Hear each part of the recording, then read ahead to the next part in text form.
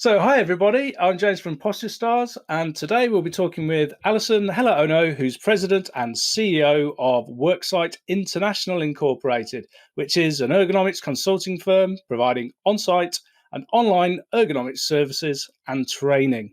Alison's a board-certified professional ergonomist and a physical therapist. Her company recently launched its online ergonomics training academy for employee and professional development. And Alison's also a global speaker on ergonomics and a renowned expert in her field. Good day to you, Alison. Good morning, good afternoon, good evening, James. How are you? I'm very well, thank you. Good morning, good afternoon, and good evening to you and to all our listeners, depending on where you are in the world. That is right. You're over in the east coast of America, and I'm in the north of England. And we're bringing this podcast to everybody with the miracle that is the internet and a bit of widgety pokery. Let's ask our first three questions. My first question I will ask is, what is posture? Then I will ask you, what do you do to help people's posture? And finally, I'll ask if you could give one simple piece of posture advice for our listeners right now. What would that be? So, Alison, what is posture? Well, that's such a great question, James, and it probably means a lot of different things to each person, In my experience, posture is the body's efficient alignment of the musculoskeletal system. So, your muscles and your bones and joints, it's really a balance between the muscles and joints, in my opinion. So, one thing I want to point out is that posture is really how humans support themselves. You know the term Homo erectus? Have you heard that? I'm familiar with the term Homo erectus, yes. So, literally, that's the erect man, so to speak. Yes. And so that is referencing posture, everybody. So, there are several different types of postures, in my opinion. So, for example, good posture or neutral posture. There's bad posture, which might be awkward or non neutral or what we call static or sustained, where you stay in a position for too long. So, you can describe posture in various ways. There's also what you would want to consider anatomical posture. And this is the inherent design of the axial skeleton from your head and your spine as it changes through life. So, anatomical posture to me is not something you can really control.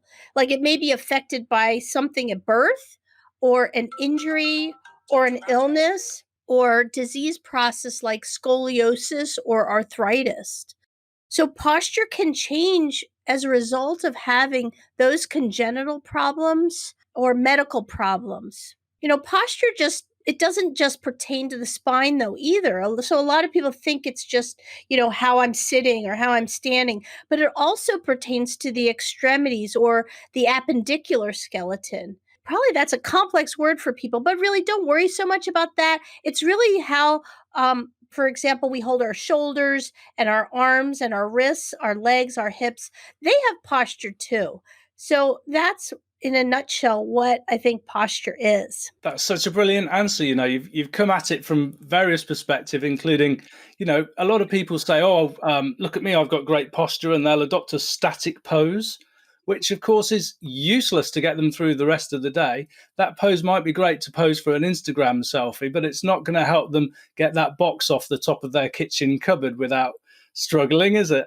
So you've moved into dynamic posture as well. And I really like that concept of you having a central core and then going out to posture of your shoulders, arms, and the rest of you as well. It's a really good way of answering it, Alison. Well, most people don't realize it, but we have working postures while we're performing tasks or activities at work or at home.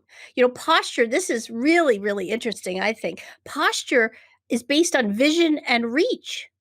So, where your eyes need to see a visual target or see what your hands are doing, like typing on a keyboard or looking at a monitor. So, if the monitor or your visual target is not centered to you, it will alter your posture because your head follows your eyes and your body follows your head. So, it's like a chain reaction. Yeah, absolutely. If your head follows your eyes and your body follows your head. If you take a cat and hold it upside down, perish the thought, please do not try this at home. But were our listeners to hold a cat upside down and drop the poor thing, its eyes would rotate, followed by its head, and finally the body to allow it to land in an appropriate posture. Yep, you see? That's right. So That's you right. just validated what my definition. Please don't try that at home, anybody. Please do not hold any humans upside down and drop them to see if they right themselves, because we're not responsible and my insurance will not cover that. I'm guessing yours doesn't as well, Alison. I stay away from cats. I have bad allergies to cats. Oh, I'm sorry for bringing them up. Yeah, I have a few friends who have cat allergies as well. Best avoided then. So you and your team, you help people in the workplace with their posture. That's right, isn't it? That's correct. Now, as a physical therapist and an ergonomist, I'm acutely aware of people's postures. I look at it all the time, not just for work, but like at a restaurant or out shopping. I see people overreaching, bending incorrectly, just holding their hands on their devices too long, looking down at their phones. So it's like it's just something I can't get away from.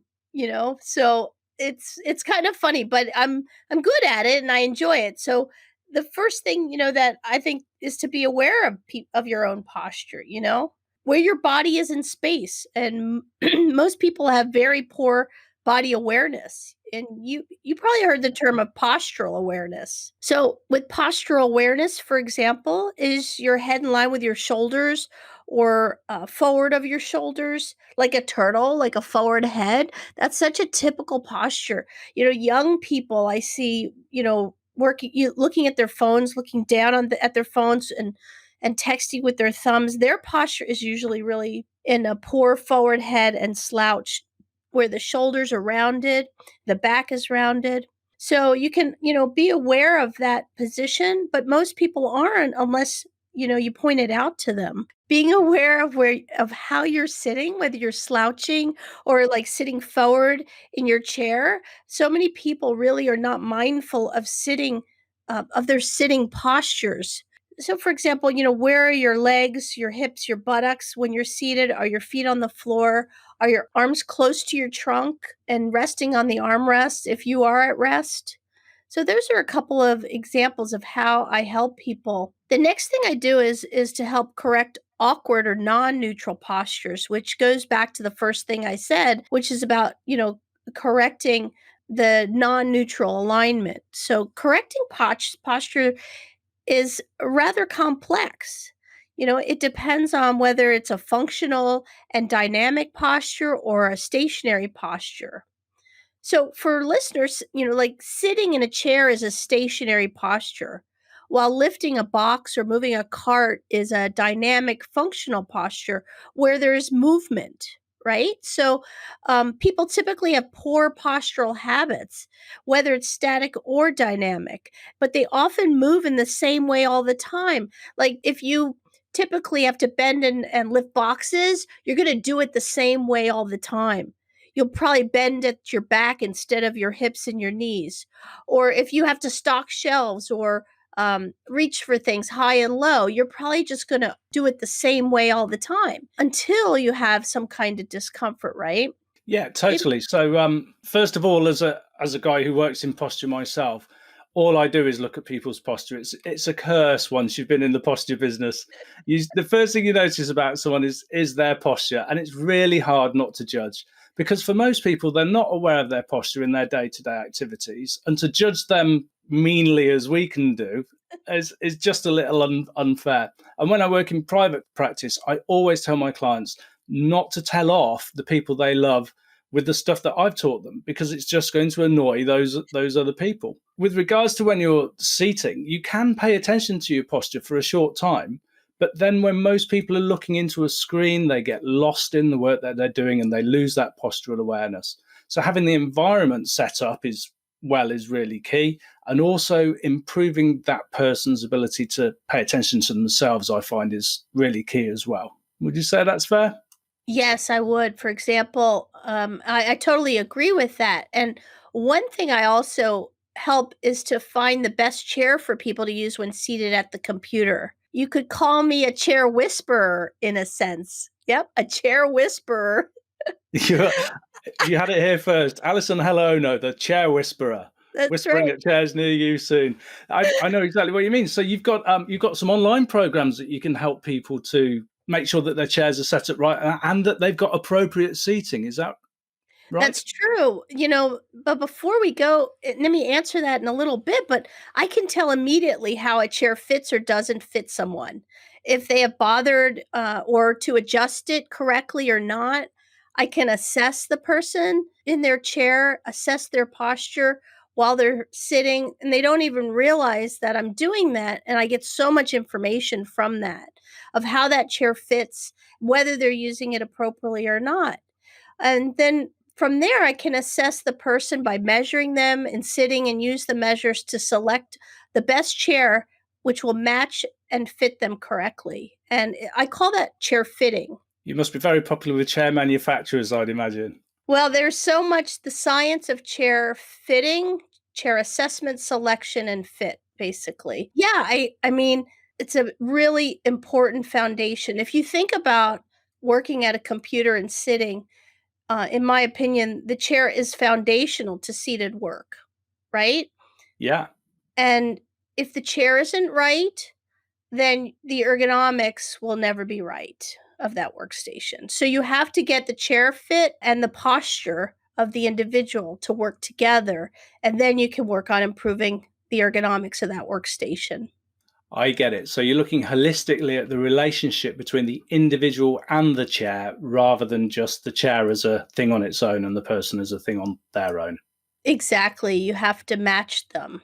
No, I And, get you. and that's the value of ergonomics, is all about fitting the task to the human or the design of a tool to human use. And that's what a chair is. A chair is a tool, right? It's a productivity tool, isn't it? Yeah, absolutely. Yeah. Yeah. Not quite as expensive as the individual sat on it, but absolutely it is a productivity tool. You reminded me of some sort of dating guru, and you match up individuals and chairs for them, like the millionaire matchmaker or something. The chair matchmaker. I The like chair that one too. matchmaker. There you go. You can have that one. Okay, that's great, James. Thank you. My third question for you, and this is for our listeners right now who they may be in any sort of position or doing anything at the moment. If you could give them one simple piece of posture advice, what would that be? Well, I would tell your listeners to be mindful of their posture, to have posture awareness, particularly during stationary tasks and activities, as well as functional tasks. So it's easy to experience postural strain from overreaching or bending awkwardly or sitting unsupported for an extended period of time. And, like most people don't become mindful or aware of their posture until something starts to hurt or something's not quite right, you know? So, in addition, being aware of workstation ergonomics or the tasks that you're performing, the placement of equipment, that's as important as it predicates the posture that the person will be working in. So, I like to say if the chair isn't right, then the ergonomics of the workstation will never be right, and neither will your posture. So, this leads to problems like musculoskeletal fatigue or tension, tightness, and ultimately an injury. And it can manifest in many different places. So, not just like the neck or the shoulders, upper back, mid, lower back, or your wrist or forearm or elbow. So, it can occur many different ways. So, another expression many of us ergonomists like to say, or posture people like you and I, is that your next posture is your best posture, right? So, in other words, the body's designed to move. So, get up and move. Recently, there's been a lot of talk about sitting as being bad for your health. Maybe you've heard the term sitting is the new smoking. It's not quite that, but which it can definitely contribute, though, to many physiological changes if you sit too long. So it's not just about poor posture, it's about how long you stay in that posture and what you're doing while you're in that posture. And for this reasons, I want your listeners to remember this. Basically, sit, stand, move, and groove, right? Sit, I'll say stand, move, and groove. I yes, love it. sit and move and groove. You have to do all of it through the course of your day. By doing so, you'll be more mindful of your posture and improve your overall health. That's such great advice. I love that. So we're seeing a shift towards home working at the moment. And a lot of people, when they're at home, don't have the interruptions that they would normally have at work. And they're likely to spend a lot of time just sitting there working. So you heard it here, folks. Get up out of your chair, move and groove. Get some water in and water out if you need to, and get that body moving. You could use a little break timer maybe to give yourself advice on when it is time to move. Those are widely available on your computers, or you could set something on your phone, or a little egg timer, or whatever it is that you've got available. But please do keep moving. James, I wanted to just answer that one question that you brought up about some of the training that we offer about chairs. We have a chair assessment specialist masterclass for professionals like yourself, people that work with individuals around posture and posture awareness and maybe workstation ergonomics. There's so much behind the science of chair assessment selection and fit. And we've created what's called the chair assessment system. And that system helps employers as well as vendors and anyone that buys chairs or literally even uses a chair, which would be most of us or almost all of us, to assess the quality and competency of a chair, whether it should remain in the workplace or continue to be used. So the chair assessment system is an inventory asset management tool for chairs only, and it helps you to inventory the quality and competency of a chair to determine whether it should be kept in the workplace, should be repaired or replaced. So it's a great system, and that system is part of the Worksite International Chair Assessment Specialist Masterclass.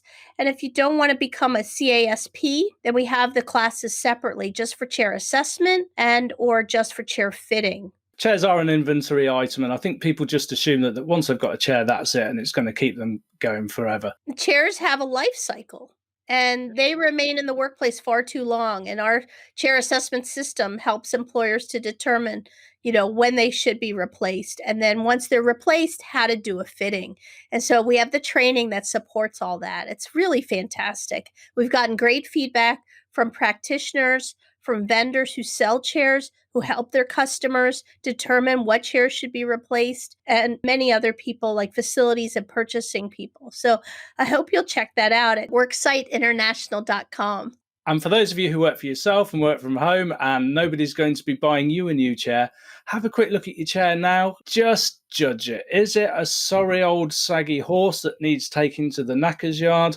Or is it a Ferrari that's going to keep you going at great speed for some period of time? That's exceptional, James. You're right. It's like, is your chair like a clunker or a junk car? Or is it the super hot model? That's so funny that you identified that, because that's how I like to look at chairs. I would like to tell your listeners that if you go to my website at worksiteinternational.com, I do have a free trial. There's a demo video and a download to assess up to 10 chairs on your own. So you could really assess your home office chair and determine whether to keep, repair, or replace it. That sounds like a really good idea. So there you go. You can keep, repair, or replace. Please keep our podcasts top of mind. We're really keen to keep you going and listen to our next ones. So it just remains for me to say thank you so much, Alison Heller-Ono. I've learned loads from you today. It's been really fascinating. So thank you very much for joining us. Well, thank you, James, for inviting me. This has been a great opportunity, and I look forward to chatting with you again soon. And your listeners, have a great day and watch your posture. Yeah, watch your posture, guys. Take care. Bye-bye.